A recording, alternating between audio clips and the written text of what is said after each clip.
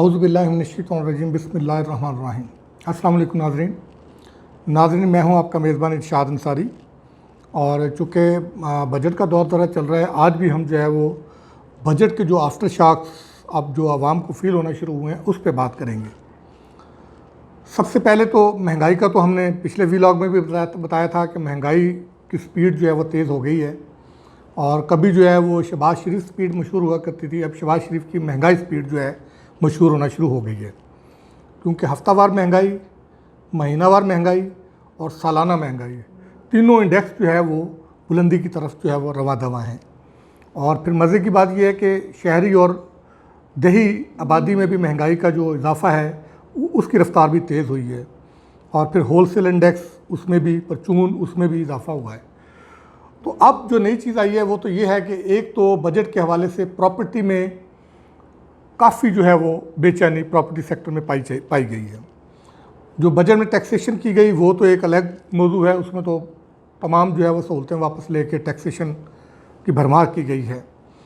लेकिन बजट के नाफिज होने से अगले रोज़ जब लोग प्रॉपर्टी की सेल परचेज़ करने वाले अपनी प्रॉपर्टी ट्रांसफ़र करवाने के लिए ट्रांसफरिंग अथॉरिटीज़ के पास गए हैं, तो वहाँ जाके उन पे एक और इंकशाफ हुआ है।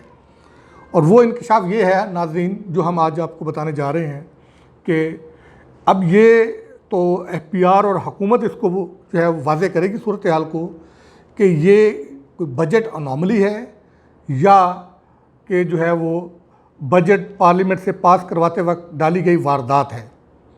तो क्योंकि इस बारे में जो रियल स्टेट सेक्टर से वाबस्ता लोग हैं उनका ये कहना है कि वो एफबीआर के जो मेंबर हैं इनलैंड रेवेन्यू, उनसे भी उन्होंने रब्ता करने की कोशिश की है, एफबीआर के दीगर हुकाम से भी रब्ता करने की कोशिश की है कि वो इस बारे में खामोश है, उन्होंने अभी तक इसको क्लैरिफाई नहीं किया। और वो ये है कि गवर्नमेंट ने बजट में अनाउंस किया था कि प्रॉपर्टी का जो होल्डिंग पीरियड है वो 6 साल होगा।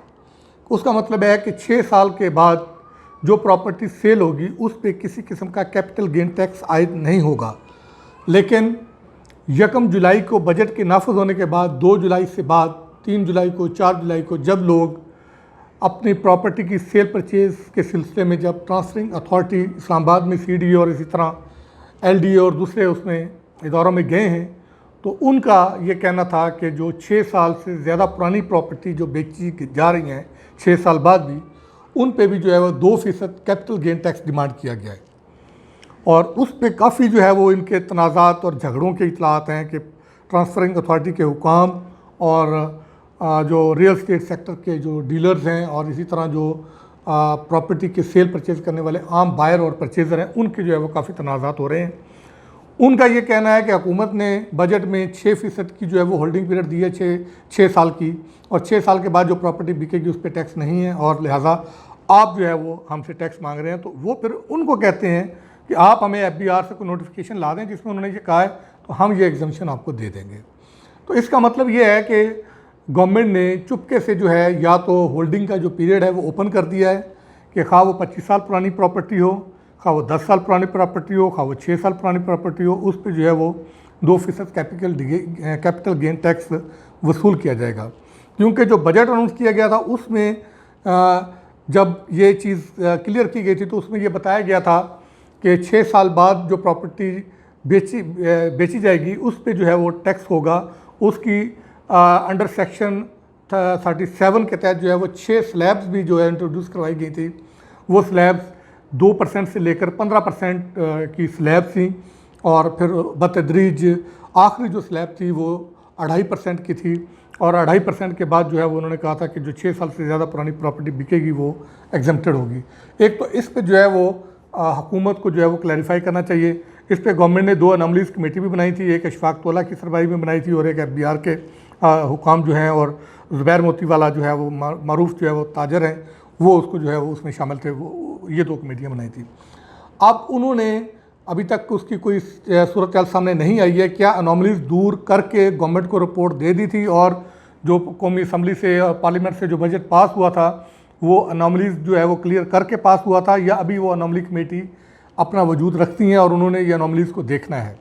तो अगर तो वो अनोमलीज़ को अभी उन्होंने देखना है तो फिर उनको जो है वो इस मामले को भी देखना चाहिए। और ये रियल स्टेट सेक्टर जो है ये बहुत बड़ा सेक्टर है, इसमें जो है वो हज़ारों लोगों का जो है वो रोज़गार भी वो बचता है और इससे जो है वो लाखों लोग जो है वो इफ़ेक्ट होते हैं बराह रास्त। तो लिहाजा ये परेशानी जो है वो उनको दूर करनी चाहिए। दूसरी जो चीज़ आफ्टर शॉक बजट का सामने आया है वो आया है कि जो मोबाइल फ़ोन है वो हर किस्म के वो महंगे हो गए हैं। मोबाइल फ़ोन्स पे जो है वो गवर्नमेंट ने जो है वो 100 रुपीज़ से लेकर जो है वो 16,000 रुपये तक जो है वो लेवी आयद की है। उस लेवी के आयद होने के बाद से जो है वो मार्केट में मोबाइल फ़ोन जो है वो महंगे होना शुरू हो गए हैं। हर किस्म के मोबाइल फ़ोन महंगे हो गए हैं। और तीसरी जो चीज़ है कि चूँकि पेट्रोल ऑलरेडी महंगा है, जो गाड़ियों वाले हैं उन्होंने जो है वो गाड़ियों को यूजेज कम करना शुरू कर दिया है और कम यूजेज करके वो मोटरसाइकिल पे आ गए हैं और मोटरसाइकिल वाले जो है वो साइकिल पे आ रहे हैं।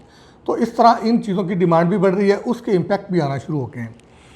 मोटरसाइकिल जो है वो CD70 हो, यामाहा मोटरसाइकिल हो, इनकी प्राइसेस भी जो है वो बढ़ गई हैं। जो होंडा CD70 है उसकी प्राइस तो जो है वो 5,000 रुपये से लेकर जो है वो कोई 16,500 रुपये तक जो है वो बढ़ी है।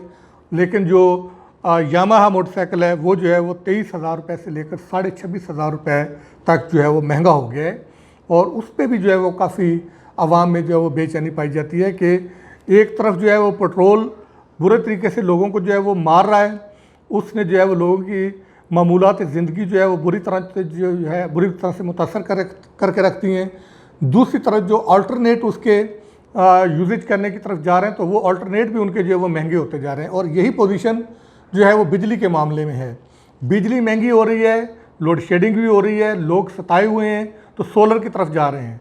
गवर्नमेंट की तरफ से सोलर पे के पैनल जो हैं उस पर सेल्स टैक्स की छूट देने के बावजूद सोलर पैनल जो है वो महंगे हो रहे हैं।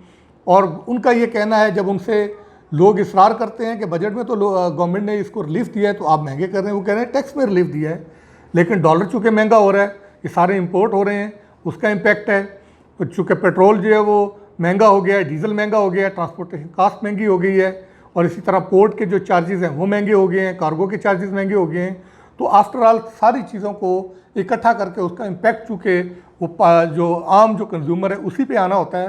तो उनका ये कहना है कि अगर एक तरफ गवर्नमेंट ने 17% सेल्स टैक्स की रियायत दी है तो दूसरी तरफ जो डॉलर महंगा हुआ है, पेट्रोल और बिजली के महंगे होने से जो ट्रांसपोर्टेशन कास्ट, जिस तरह हैंडलिंग कास्ट, कार्गो कास्ट, ये सारी चीज़ें जो महंगी हुई हैं उसने जो है वो ये सारी कसर पूरी कर दी है और इसलिए ये महंगे हो गए हैं। तो इसलिए गवर्नमेंट को इस पॉलिसी को रिव्यू करने की ज़रूरत है और एनर्जी के हवाले से तो बतौर ख़ास जो है एनर्जी कंजर्वेशन की तरफ जो है वो जाना पड़ेगा, क्योंकि इंटरनेशनल मार्केट में भी प्राइसेस नीचे आने का नाम नहीं ले रही। अभी जो है वो गवर्नमेंट ने ये नवीद तो सुनाई है कि ईद पे तो ख़ासकर जो है वो किसी किस्म की लोड शेडिंग नहीं होगी। और दूसरी तरफ जो है वो वज़रा जो है वो ये भी जो है वो ख़बरदार कर रहे हैं आवाम को अभी से कि मौसम सरमा के लिए जो है वो हमारे पास गैस दस्तयाब नहीं है। तो गर्मियों में बिजली की लोड शेडिंग, तो अब सर्दियों में लोग जो है वो गैस की लोड शेडिंग के लिए अपने आप को ज़हनी तौर पर तैयार कर लें। अभी जो है जो अल्टरनेट फ्यूल पे जो हमारे चल रहे हैं प्लांट्स जो है वो भी ज़्यादातर जो है वो इम्पोर्टेड फ्यूल है, कोयला है और आपका जो है वो LNG है, गैस। और ये दोनों फ्यूल LNG भी इंपोर्ट हो रही है और कोयला भी इंपोर्ट हो रहा है। तो इससे जो है वो काफ़ी कास्ट जो है वो बढ़ रही है और बिजली जो है वो हम 30 से 40 रुपये यूनिट प्रोड्यूस करके और सस्ती बिजली दे रहे हैं। और अभी गवर्नमेंट ने 10 कार्गो जो है वो गैस के मंगवाने के लिए जो वो टेंडर किया है और अब अगर ये 10 कार्गो ये मंगवाते हैं तो इसके लिए $1 अरब से ज़्यादा गवर्नमेंट को चाहिए। और इसी तरह कोयले की पोजीशन है, कोयला जो हमने निकाला है वो उस टेंडर का नहीं है कि हमारे जो कोल बेस पावर प्लांट्स हैं ये सारे जो हैं उनको जो है वो उसकी ज़रूरत पूरी कर सके। अलबत्ता जो थर में लगे हैं वो जो है वो लोकल कोल पे ही जो है वो बिजली पैदा कर रहे हैं, लेकिन जो बाकी साहिवाल वाला है या दूसरे हैं उनके लिए इंपोर्टेड कोल की जो है वो ज़रूरत पड़ती है। उसके लिए गवर्नमेंट ने अभी जो है वो अफ़गानिस्तान से जो है वो कोयले की इंपोर्ट पे ड्यूटी और टैक्सेस में जो है वो रियायत भी दी है, कस्टम ड्यूटी तो टोटल जो है उसकी छूट दे दी है, लेकिन उससे भी बात बनती जो है वो दिखाई नहीं दे रही। अब गवर्नमेंट जो है वो एक और स्टेप लेने जा रही है। अब बुध को जो है वो वज़ीर ख़जाना जो है मुफ्ती इस्माइल काबीना की इक़्तिसादी राब्ता कमेटी का इजलास चेयर करने जा रहे हैं। उसमें अफ़गानिस्तान के साथ जो ट्रेड है, यानी जो हम वहाँ उनसे जो चीज़ें मंगवाएंगे उसको जो है वो पाकिस्तानी करेंसी में उसकी ट्रेड जो है वो अलाउ करने जा रहे हैं। ये भी एक अच्छा इक़दाम होगा एक लिहाज से। इससे जो है वो गवर्नमेंट की जो रुपया है उस पर प्रेशर में किसी हद तक जो है वो थोड़ा सा उसको सहारा मिलेगा, उसमें कमी आएगी। और फिर बाकी भी मामला चल रहे हैं, साथ साथ गवर्नमेंट जो है वो शरह मुबादला को स्टेबल करने के लिए इकदाम कर रही है। लेकिन दूसरी तरफ आप फंसे हुए ऐसे विशियस सर्कल में हैं कि आपके हाथ पांव बंधे हुए हैं कि आप एक साइड से चीज़ों को जो है वो थोड़ा सा रिलैक्स करने की कोशिश करते हैं तो दूसरी साइड से चीज़ें आपको जो है वो आके जकड़ लेती हैं। तो वो सारे जो असरात होते हैं वो ज़ायल हो जाते हैं और फिर उसमें सारी चीज़ें कमुलेट होकर जो है वो हुकूमत की परेशानियों को भी जो है वो बढ़ाती है, रियासत की परेशानियों को भी बढ़ाती है और आम आवाम की मुश्किलात भी उससे जो है वो बढ़ती हैं, जिससे जो है वो आवाम में जो है वो हुक्मरानों के ख़िलाफ़ भी जो है वो नफ़रत बढ़ती है और उनके ख़िलाफ़ जो है वो जो अपोजिशन का बयानिया है वो उनको बाय करने में भी उनके लिए जो वो आसानी पैदा हो जाती है।